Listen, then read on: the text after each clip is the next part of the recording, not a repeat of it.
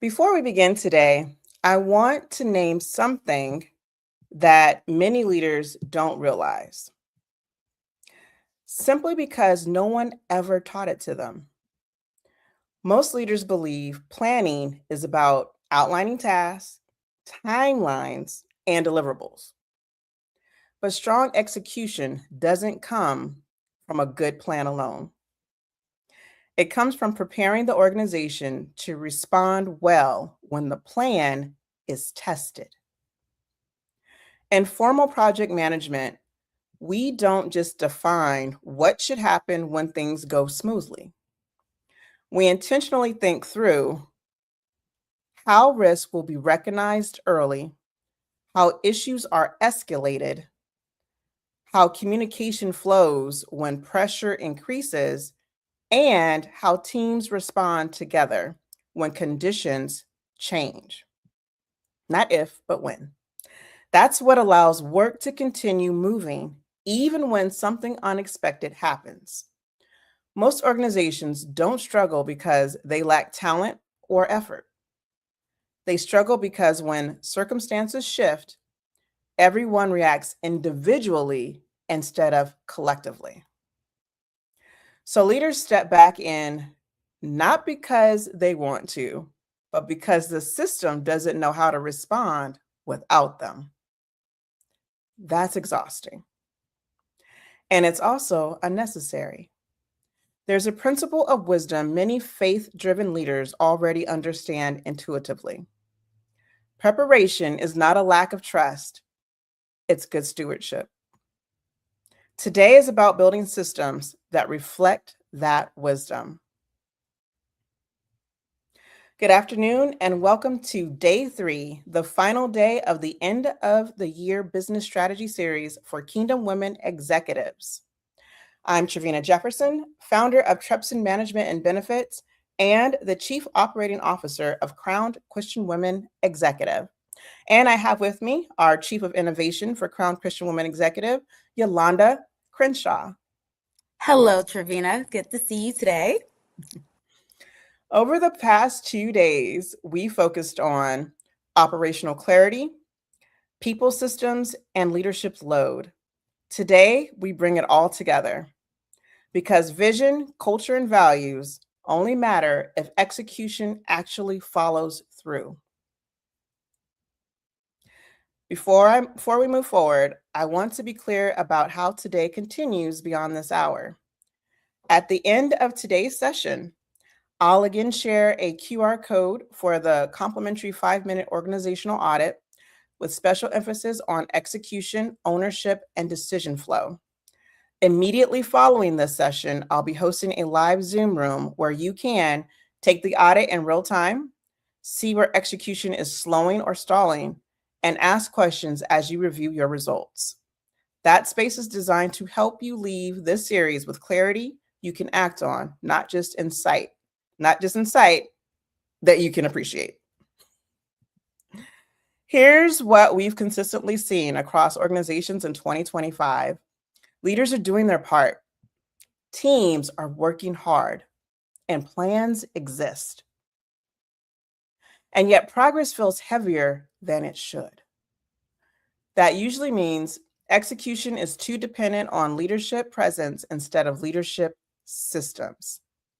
Today is about shifting that so leaders can lead forward, not constantly jump back in. You'll hear from 2 leaders today who understand execution deeply. First, Trina Hill. She's the CEO of TLH and Consulting, a PMP certified executive and former senior vice president in technology and consumer banking at Synchrony Bank. Her expertise centers on delivery discipline, project governance, and execution accountability. Second, you'll hear from Karen, Dr. Karen Hills-Pruden, who was former Chief Human Resources Officer at Norfolk State University and is now the Assistant Vice President of Project Management at Norfolk State University. She also operates and leads as the CEO of Prudent Global Business Solutions. Dr. Karen brings an executive and people-centered lens to how leadership behavior directly shapes execution outcomes. Okay. We're going to be turning to our first speaker.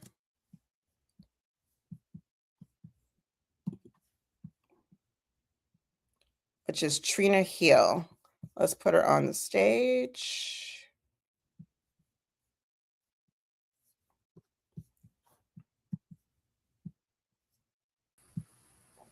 There you are. Hello. How are you doing today? I am feeling great now that I get to see you and Yolanda and this wonderful audience that you've assembled. Well, great. Let me pull up for here to say a few more things. So, Trina, the CEO of TLH and Consulting, which is a PMP certified executive and former senior vice president in technology and consumer banking at Synchrony Bank. Trina also brings deep expertise in execution discipline, which we talked about. So we're so excited to what you're going to have. And I want to ask one question first. From your experience leading complex initiatives, where do you most often see execution breakdown, even when leaders believe expectations are clear? I'm gonna lean into the individual that's leading. Right. We get so focused on the project, but we forget that as a project manager or program manager, you are the quarterback. Right? You are throwing the ball to different people, different positions, whether we're going to run a play or whether we're going to do a long route, right? For my football fans, a lot of times we're so focused on the people we're throwing the ball to that we forget ourselves. And when we are stressed out, when we are depressed, when we are frustrated, when we are overwhelmed, it will impact your execution. Yeah.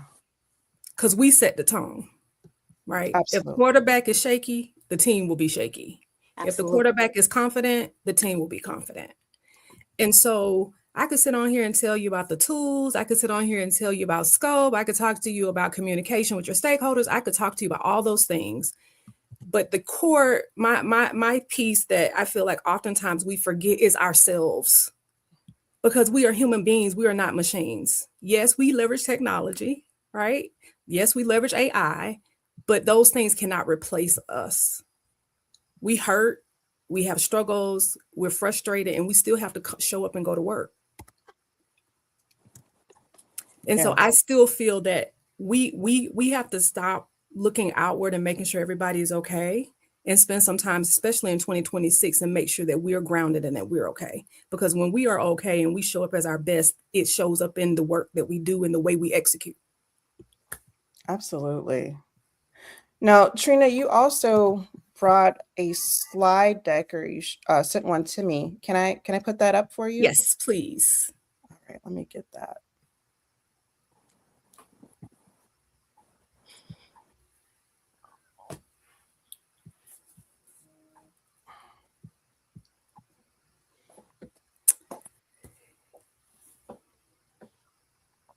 All right. So, I think this just leads into, what I just mentioned, right? One of my observations is as a, being a project manager, being a portfolio manager, being an executive level, even when you're an executive level, you are managing multiple projects, multiple budgets, different types of resources, and also different types of requirements, right? Whether it's a formal statement of work or the business dropped a project in your lap because we need to sign a new client.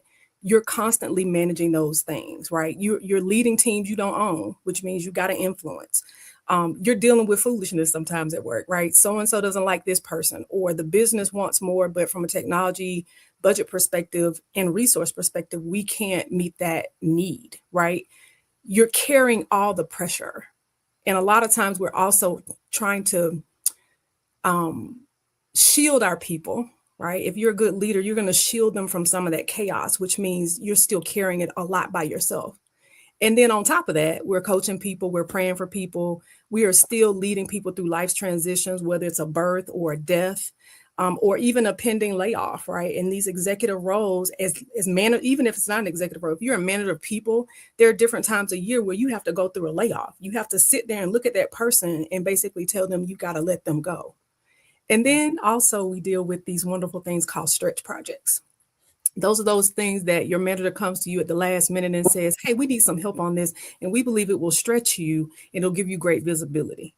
And it's nothing you plan because you're already running 1,000,000 miles a minute. What we need to understand is that we were never meant to be the source to fix everything, to cover everything, to do everything, right? We will live well when we focus on the right things. Clarity fades when you're stressed, right? You're exhausted, you're tired, you probably a little snippy. And we have been carrying the need to be the source. And what God is saying to us is that we're not the source. That's not our job. We are stewards over his people in the marketplace, whether it be in industry or whether it be in your own company. But it is not our job to save people. It is not our job to take on everything and to do everything for everybody all the time. It is our job to pray and to do what he's called us to do, but he is the source. And so as we go into 2026, I want us to think about that, right? His scripture says, come to me, all who are weary. We're not supposed to fix everything. We're supposed to take those things to him, including your projects. If your project is going awry, it's okay to talk to the Lord about it and say, Lord, I don't know what to do. Can you show me how to influence my stakeholders? Can you show me how do I need to say no because I don't think this is going to work? Can you show me how when my manager taps me on my shoulder and says, hey, we think this is a great opportunity, that may not be the right time because you may be dealing with aging parents, or you just may be, quite frankly, exhausted. A lot of us are going through menopause, perimenopause, and some of us are just living life. And it's not always the best time to take on more. And so we have to go back to the source. God, what would you have us to do and be in this space at this time, even as it relates to your projects? So can you, next slide for me.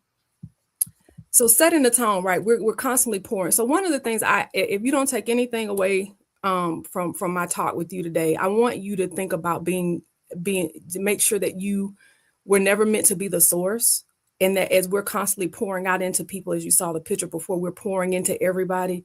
We need to make sure that we have a refill, because people are not supposed to be getting what's in our pitcher. They're supposed to be getting the overflow. God never created us to be the source, right? As you see this picture that's in the background, the faucet is the source. The water is coming out of the faucet. That's God. We're the pitcher holding it. But there's a capacity. At some point, that pitcher is going to overflow. If we're full, then we're going to be whole. And then everybody else, we can pour out into them with our overflow. But going back to, we were never meant to be the source. So what I want you to think about going forward is this acronym that I created called refill. I want you to reserve your capacity. So as you think about 2026, going into 2026, and I would even say this is professionally as well as personally, leave margin for yourself. Like, it's okay to give yourself a 30-minute woosah during the day. It's okay to go take a 30-minute walk. It's okay for you to eat your lunch, right? How many of us have been on calls where we got a conference call from 12 to 1, we trying to eat our lunch and you scarfing it down and trying to drive a call, or you don't even eat. Give yourself space to just be still. Energy. One of the things is, I believe, especially as we get older, there's a rhythm that happens in our life, right? God gives us a rhythm. He will tell you, okay, I need you to rest. I need you to stop. He's talking to us all the time. You need to honor that rhythm, right? So if you're tired and you know you're tired and you need a nap in the middle of the day, book you a 30-minute nap on your schedule and go take a nap. Do that, because you're not going to show up as your best self anyway, because you're tired. Schedule time for you to get rest. And rest is not going to your parents' house and doing stuff for them, or running over your girlfriends, or taking on another meeting, right? Because you have this extra 30 minutes in your schedule. Rest is you just maybe sitting doing nothing, or reading your word, or again, taking a walk. But make sure you schedule that time, because when you get tired, you're not gonna show up as your best self. Yeah. The F is first block refill time. Schedule rest first. Because you know what'll happen. We'll go do everything else. The calendar's booked, and then we'll try to fit it in, and it never happens until we're sick, or until somebody passes away, or until your power goes out. Like, God basically steps in and says, since you won't do it, I'm going to do it for you.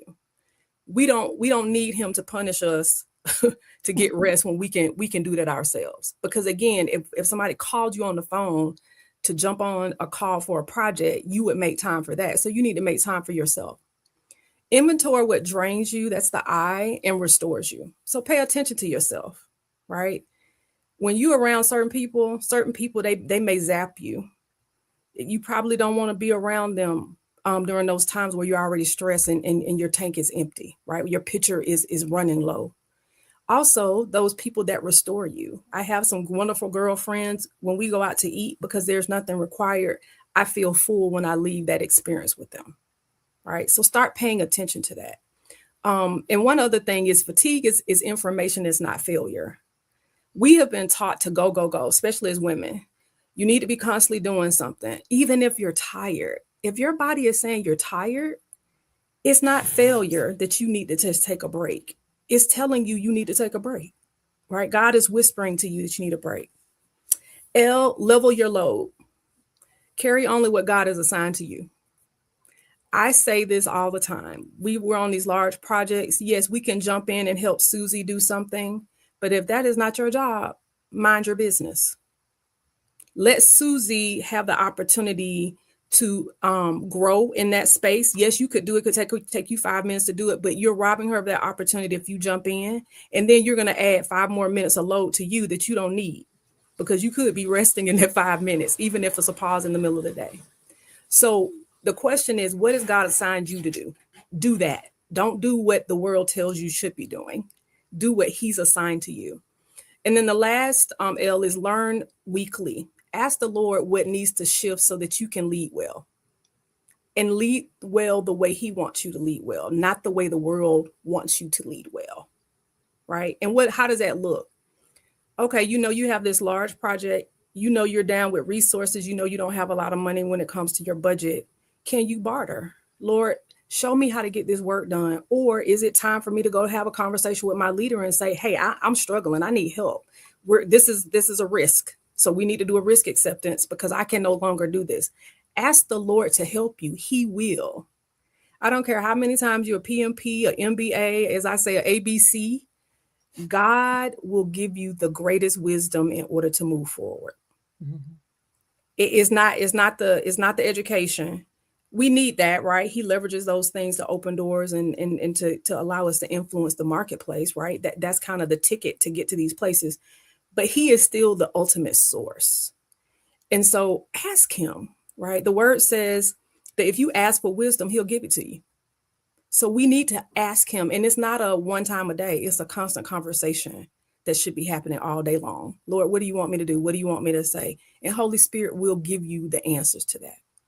So as you go into 2026, I want you to make sure that you refill yourself and that you make a commitment that you will give people your overflow.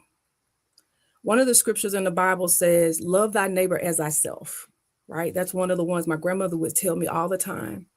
And a lot of times we're so focused on loving our neighbor that we forget to love ourselves.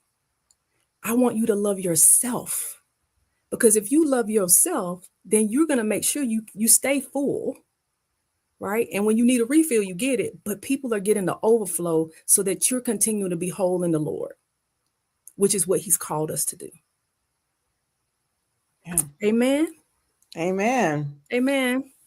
Man, well, make sure you have another. Okay. Yes. Should we have it there? Yeah. So contact me. There's a if you go to the QR code, there's a refill. It's like a one pager. You can print it out, and it's a couple of activities on there. Just a mental reminder for you to make sure that you refill yourself, right? And people are supposed to get your overflow. God loves you so much. He knows every hair on your head. Like that level of detail. He loves you so much, right? He wants you to be whole. He wants you to live well. He said that I come that you may have life and have it more abundantly. But it's on us in order for us to surrender and submit to that. We can't keep fighting him, taking care of filling everybody else's cup when we're not full, we're not whole, and we're not taking care of ourselves. Yeah. We got to help him love us. And we got to learn how to love ourselves as much as we try to love everybody else. So thank you, ladies. Yes, thank you. I mean, I love that, Trina. You beautifully weaved in how we actually operate on a day-to-day basis with, scripture says, ask and you shall receive. We're seeking wisdom. We got to ask for it. We want to get answers on what to do next. We have to ask for it. And I also like how you use that presentation of the faucet. Like the source is not us. Like we're running and running and running. I got to keep doing this for this person. I got to keep doing this for work. And the source, as you said, the power is God. And so when that overflow isn't happening yet, because we keep draining the cup, that's how we get on empty. That was really beautiful. I have a question for you. Sure. You talk about leaders pouring until they're empty and realizing they were never meant to be the source. What moment in your journey helped you recognize that shift? And how does the refill model help leaders course correct before exhaustion becomes their norm? Yeah, I'm going to say, I think there have been many moments. God, I was hard-headed. That's why I can tell you about this model, right? Because I had to go through this. Especially the further up you go, the more the expectations are, and the less you feel like you can say no, right? And even as you're climbing, especially when we're women, we don't want to say no because somebody told you that this is the framework you need to use. But I had a situation where I got really sick. Like I would have the flu once a year. Like I would be okay, but I had the flu one year. And it was really, really, really, really bad. Like I was in the bed for 5 straight days, quarantined in the bedroom. And I was still trying to work, right? Because I could work remote. I had my laptop, I had my cell phone, right? I'm coughing through stuff. And I had a fever and I was just feeling horrible. And God was like, hey, what are you doing? And I'm like, well, I'm working remote. He was like, but I don't understand. You got sick days and you're an executive. So you got a team. You've spent time pouring into these people. They can carry this. You don't need to. You've done the work so that they can carry it. Right. And at that moment, I thought to myself, you're right. Right. And I picked up the phone, called 2 of my key leaders and say, hey, listen, I'm sick. Like, I can't do this. Here's this information. We were going through an audit at the time. So, audit season is very difficult, especially you're in the compliance related spaces. Okay. I called them and said, hey, look, here's this documentation. This is where it is. If you absolutely need me, text me, but I got to rest because I felt so bad. But it shouldn't have taken for God to get me to that point because he had been telling me all along, Trent, you got a team. You need to let your people do what they need to do. Like I trust them. I trained them. I love them, right? They know me, but it's still that need to feel like I'm adding value and learning to that adding value sometimes is moving out the way. Mm-hmm. Right? Because it gives them an opportunity, which happened. It gave them an opportunity to lead at a level that they wouldn't have done if I had to still continue to be in the way. And I wasn't showing up as my best self. I'm coughing on the calls. And you didn't see me because, of course, I wasn't combing my hair. I'm laying in my bed, right? So I would say that, but God has had to chip away at that part of me because, again, I've been trained, show up, do a good job. If you sick, keep pushing through. I saw my mama do that. I saw all the women in my family do that. And so what God has had to do with me is help me understand that they did that because they didn't have a choice. When they were hourly workers, if they didn't work, they didn't get paid. I was still going to get a check regardless of whether I showed up at work or not because I was salary. Right. And they knew I was sick. Yeah. Right. And so what I'll say about this refill model, for me, what helps me is something visual. We all have a pitcher of water or a water bottle in our house somewhere. And for me, whether you're refilling up a cup or you're refilling a water bottle, you can remember to say, Lord, how do I make sure that I'm staying full? how do I make sure that I'm filling myself up so that I can pour out to other people, instead of me pouring out and being so frustrated and irritated or sick to where you force me to sit to be refilled by you. Yeah.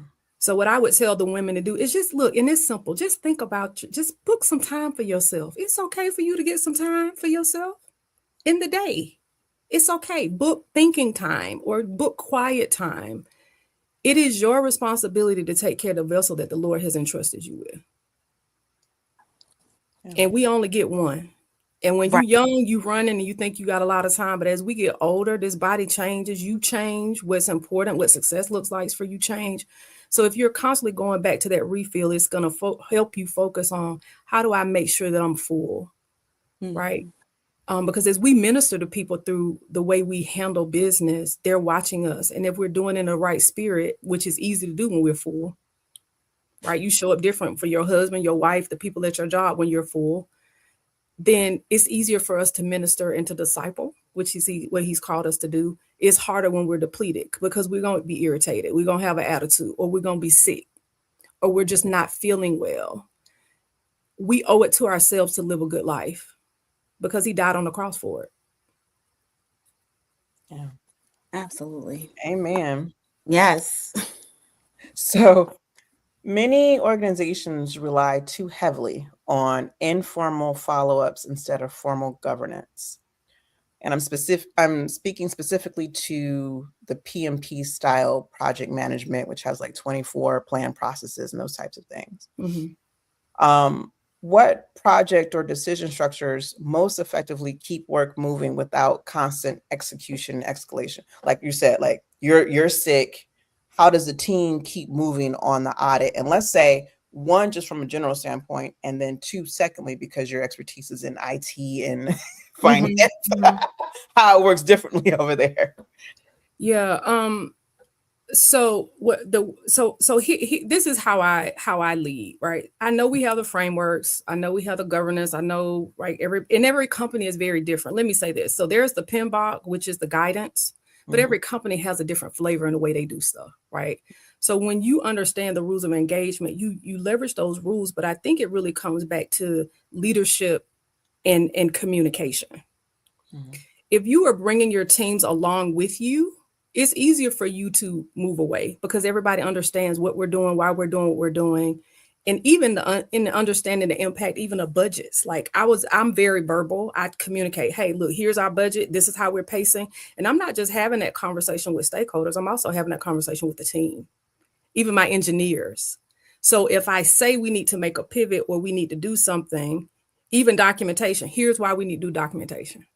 Well, why we gotta do all that? Because we're gonna get audited. And then when we get audited, here are the 10 things the auditors are gonna look for. We get so busy sometimes in the doing that we don't explain and communicate along the way. I found if you take people with you along the journey, it's easier for them to, number one, step up and lead. Number two, it's less friction in the system because they do understand, right? They don't feel like you're hiding anything. And then number three, if you do have to pivot, they understand why, and there's trust that's built. It's not a dictatorial structure, it's a community team structure. And so that's my leadership style. Everybody else is different, but that is how I've led people, and I found that works. I know in the technology spaces, we're like, they're geeky, they don't like people, they don't have soft skills. But what we have to remember is that they're still people. I lead with data with them because that's what they like. Right? They understand it, right? If I lead with data and facts, right, and structure and processes, it's an easier conversation versus if I'm telling you how I feel about this project. They're like, I don't really care about how you feel. What I care about is why do we need to do this sprint this week, or why do we need to do this project this week when we already have 5 other projects, and where are you gonna give me these resources because I'm tired and I'm working 60 hours a week? That's what they care about. Or when are you gonna get me another engineer because I'm struggling on this side of the project? That's what they care about. But if you take them along the journey and you help them understand what you're doing, why you're doing what you're doing, it just makes it so much easier. It's less friction in the system. And then you asked me about more of the non-tech. Look, I still think it's the same. We are in the people business. That's just me, right? I don't care if you are a project manager on a construction site, if you are a project manager in technology, if you're a project manager in biotech, if you're a project manager in the healthcare system, it does not matter. You are in the people business, right? Your job is to set the vision. Let's lay out a plan on how we're going to execute, manage the money, manage the risk. But the key is for you to communicate again and bring people along the way. And you're going to talk to each person the way that they need you to talk to them, right? Because some are more data driven, right, in that tech space. But then maybe in this healthcare space, I got to lead with feelings first before I start talking to you about the budget. Yeah. But it still comes back to communication and leadership. Love it. And let me say good leadership, because all leadership is not equal. Absolutely not. Yolanda, did you have any questions before Trina moves? No, Trina, you've been amazing. I've learned a lot from you today. I'm so glad you were on this platform. Being someone who also is in technology, I love how you've stayed in technology because I left. And where you are in the space as far as understanding human resources and how to, navigate the different personalities and how you need to show up to lead effectively. So thank you for this talk. Thank you. Thank you, ladies. Thank you so much, Trina, for coming today. Yeah. Refill, ladies. Refill. Hashtag refill. Hashtag refill. All right. Take care. Take care. Thank you. Okay. So we're so glad that Trina could join us today. What Trina just highlighted is important. Execution doesn't slow because people stop working. It slows when teams aren't equipped with shared ways to respond and decide and move forward together. We make sure that we refill ourselves so that we can pour into others. And that brings us to our next voice, Dr. Karen Hills-Pruton. Before we move forward, I want to share a brief note for context. Dr. Karen Hills-Pruton had fully planned to be with us live today. However, as often happens at the executive level, an urgent leadership matter required her immediate attention. In true leadership fashion, she ensured this conversation could still happen by recording her segment in advance so we could benefit from her insight. What you're about to watch is a focused portion of that conversation where Dr. Karen speaks directly to how executive decision-making and project leadership shape execution flow inside organizations. Her perspective is especially relevant to today's focus on systems, clarity, and sustainable execution. Let's transition now to Dr. Karen Hills-Pruton. Let's see.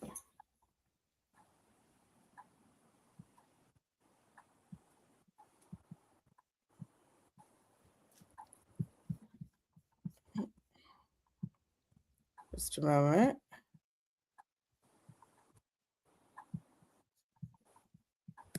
Oh, Yolanda, can you share for a moment just about a little bit about your experience while doing project management type stuff at Citigroup before I do this quick transition?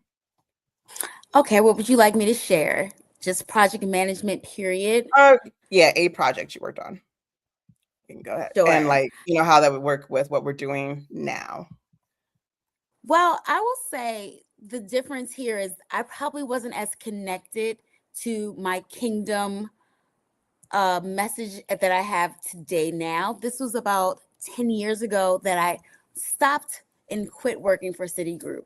I'm definitely more strengthened in my beliefs now, although I grew up in the church and just believing from a household of believers.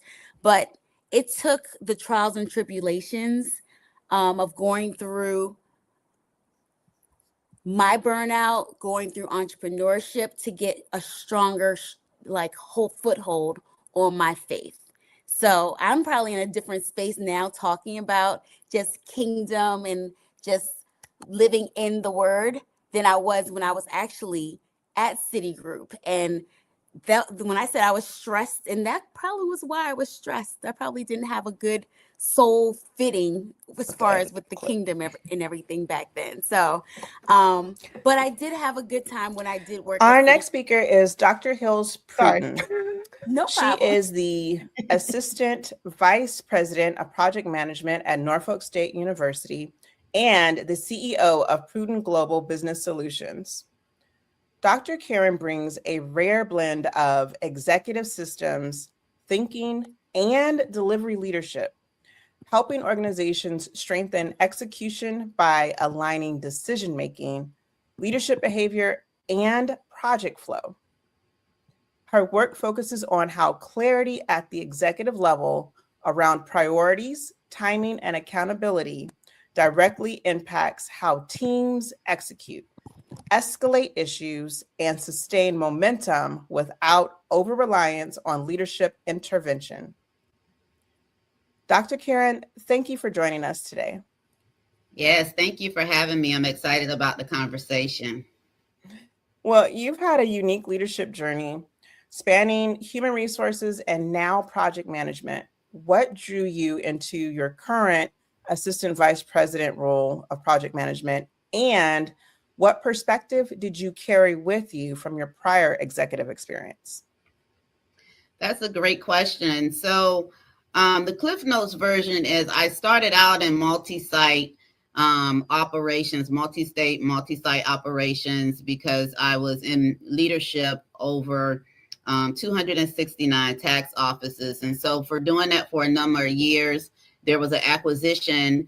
And so I had the pleasure of being able to pick a lane for my next position. And I chose human resources.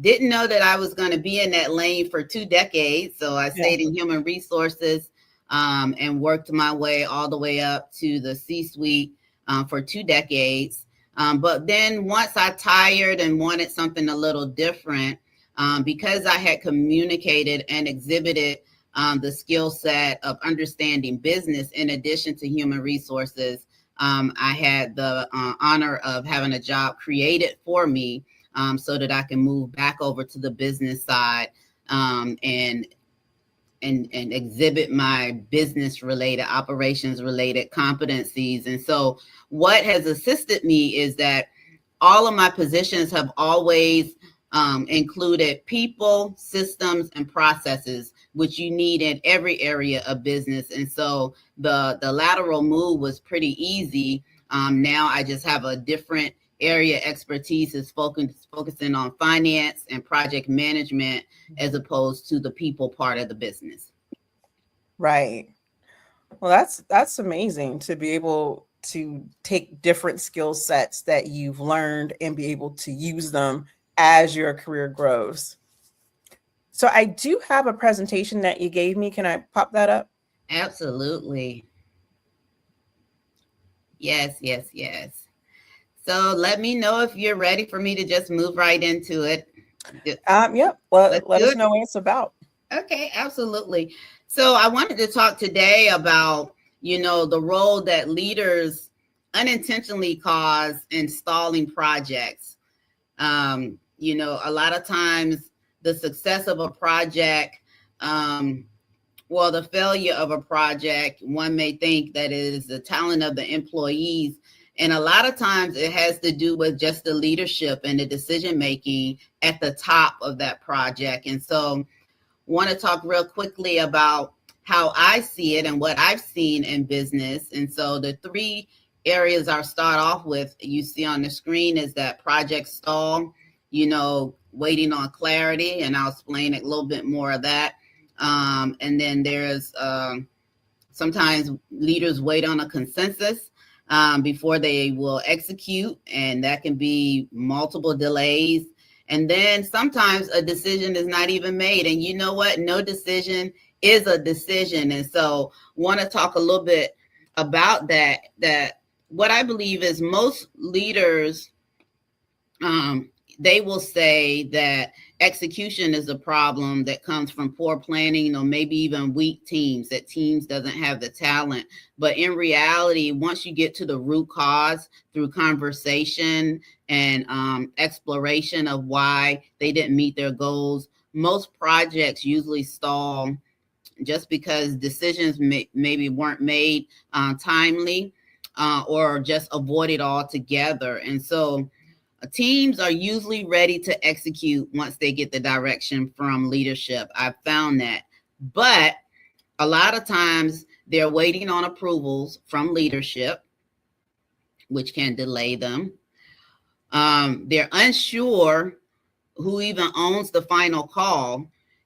Can they make the call at their level, or do they have to wait on leadership in order to go to the next phase of a project? And so because of that unsureness, it caused paralysis and nothing is getting done. No action is happening, or they're afraid to move without any type of approval or alignment because they haven't been given the authority, or they understand that they don't have the authority to move within their own role. And so those are some of the reasons why you have that unintentional pause, and it is directly connected to leaders. And leaders often create these bottlenecks by sometimes wanting to get everybody's buy-in and approval.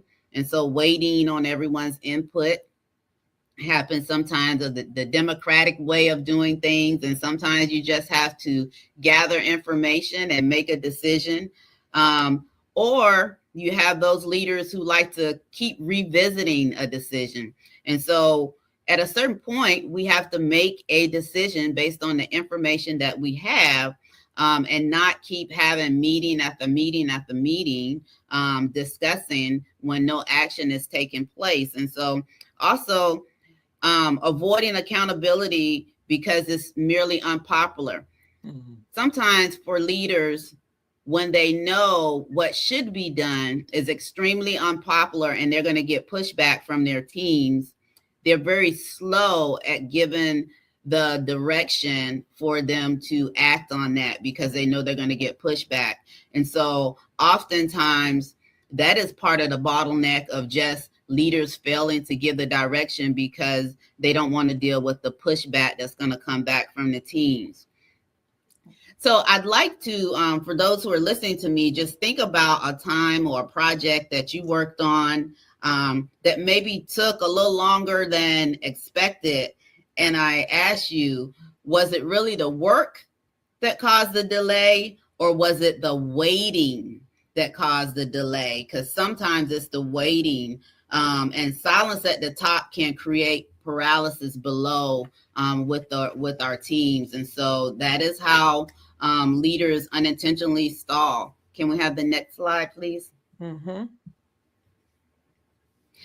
So there is an impact when we as leaders delay decisions or don't make decisions at all. And so decision latency doesn't show up on a project plan, but its impact is everywhere.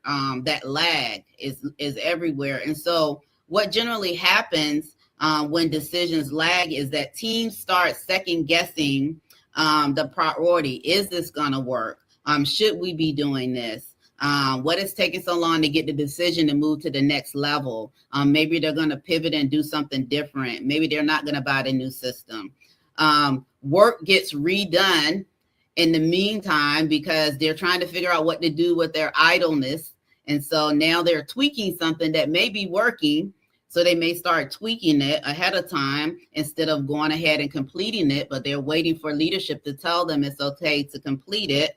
And then you always have these informal leaders that are in a team, your go-to people. And when the top leader, if they're waiting on a top leader to give the go-ahead and that leader does not give the go-ahead, then the informal leaders may take over and give direction. And that direction may be contrary to the goal or the lane that leadership has in terms for this particular project.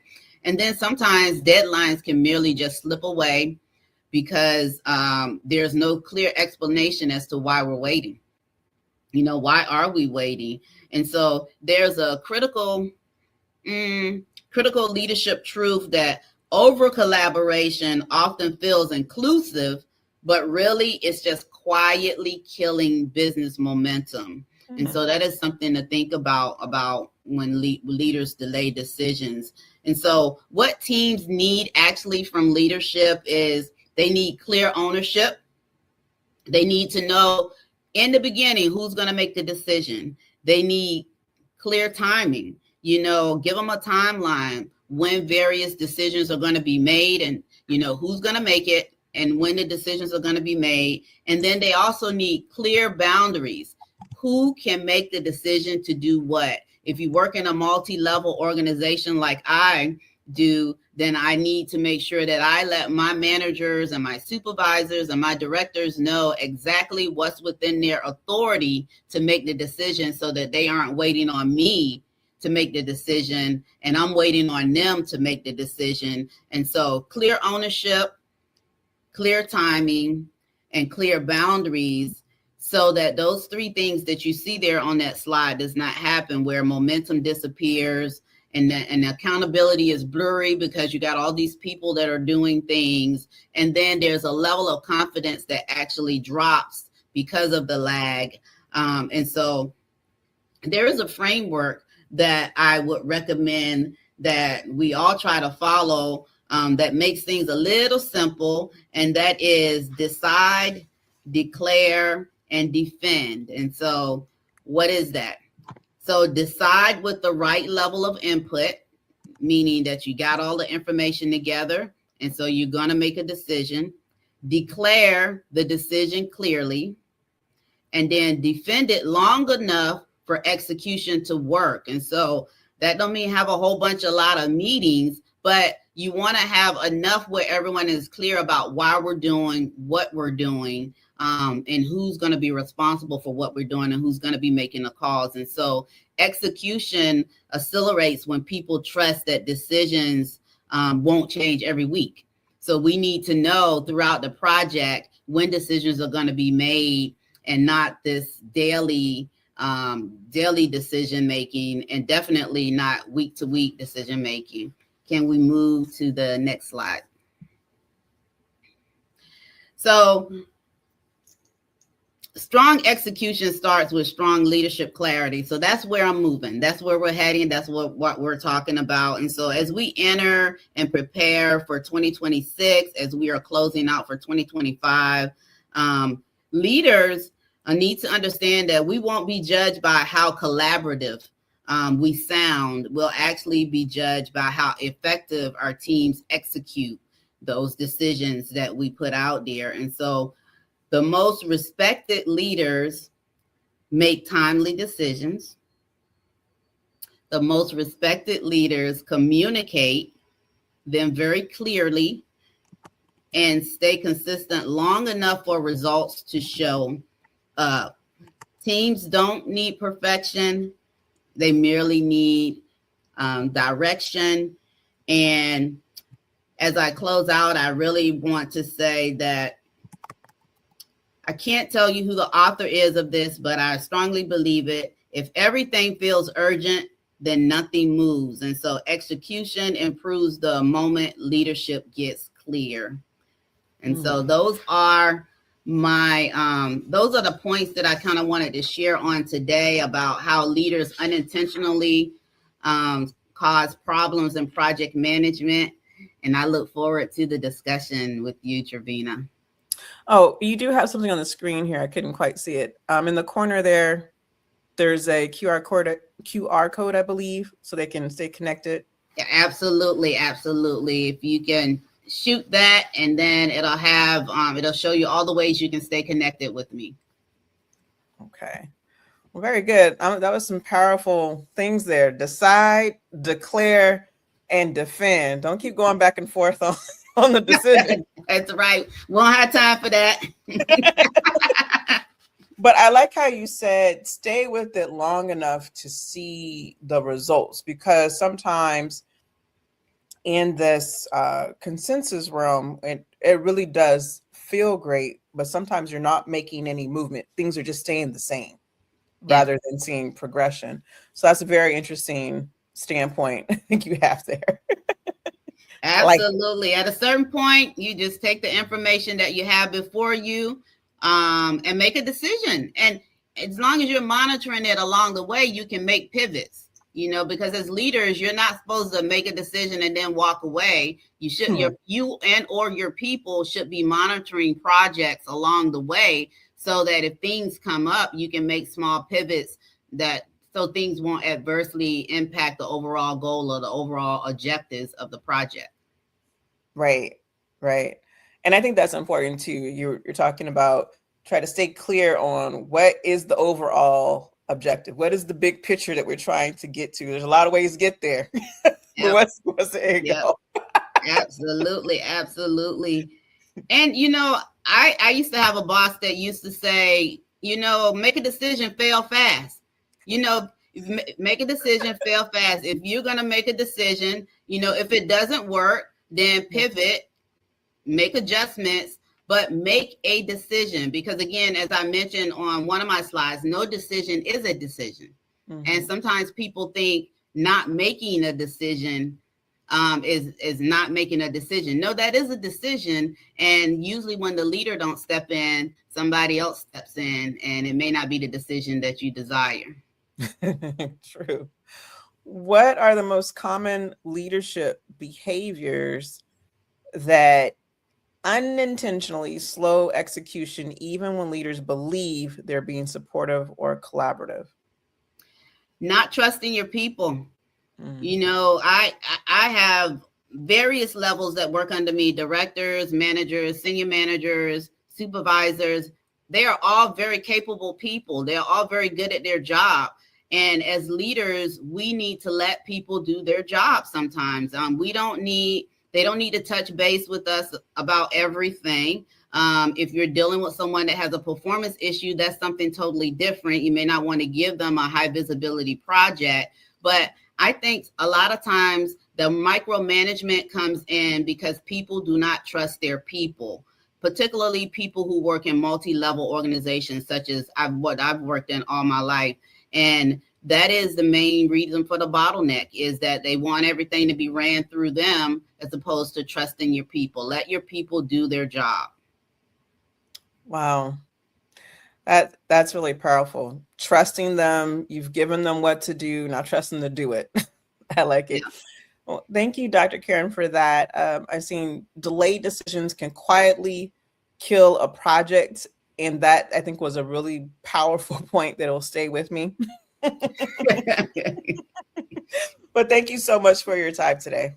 Thank you. Thank you for having me.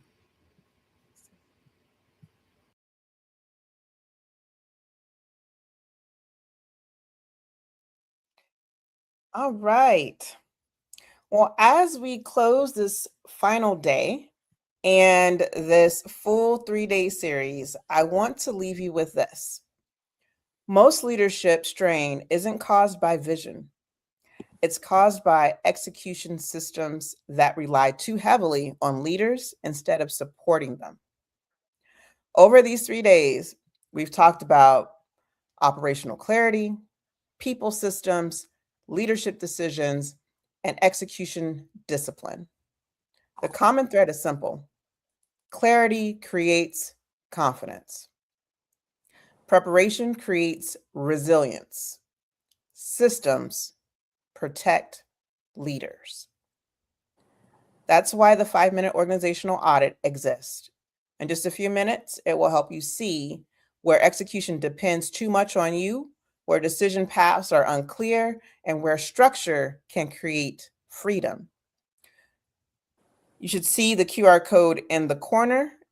It also has the coupon code attached to it. Once you go to the QR code, it's on your screen now in the top corner. I invite you to scan it and join me immediately after this session in Zoom, where we'll take the audit together, walk through what your results mean, and answer questions live. This is your opportunity to leave this series with clarity, you can apply, not just insight you can admire. Leadership is not about carrying everything. It's about building systems that allow people and purpose to move forward together. Thank you for joining us on this full 3-day end of the year business strategy series. Lead with clarity, decide with wisdom, and step into 2026 with execution that matches your calling.